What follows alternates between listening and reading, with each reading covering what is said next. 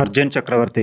ఈ రోజుల్లో చాలామంది సెలబ్రిటీలకు 2 పేర్లుండడం చూస్తున్నాం. No variety. కానీ ఈ సినిమా టైటిల్ 1980లో జాతీయ స్థాయిలో భారత్ తరపున కబడ్డీ ఆడిన నల్గొండ జిల్లా ప్లేయర్ నాగులు అలియాస్ అర్జున్ చక్రవర్తి నిజ జీవిత కథ ఆధారంగా తీశామని డైరెక్టర్ విక్రాంత్ రుద్ర చెప్తున్నారు.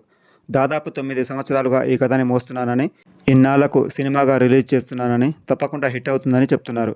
కమర్షియల్ హిట్ పక్కన పెడితే 46 ఇంటర్నేషనల్ అవార్డులు వచ్చాయని చెప్తున్నారు. అవి ఏ విభాగంలో వచ్చాయో కానీ అందుకు మాత్రం అతన్ని తప్పకుండా అభినందించాల్సిందే.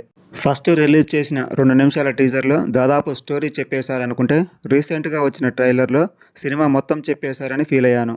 ఈ ఫీలింగ్ నా ఒక్కడికేనా, ఇంకెవరైనా ఉన్నారా అని కామెంట్స్ చెక్ చేస్తే చాలామంది నాలాగే ఫీల్ అయ్యారని అర్థమైంది. జనరల్గా రిలీజ్కి ముందు ఎన్ని అవార్డులు వచ్చాయంటే అది ఖచ్చితంగా బుద్ధిమంతులకు మాత్రమే. బీసీ ఆడియన్స్కి నచ్చదని నా ఒపీనియన్. ఈ సినిమా ప్రో కబడ్డీ ఆడే టైమింగ్లో రిలీజ్ చేసి ఉంటే బాగుండేదని నా అభిప్రాయం.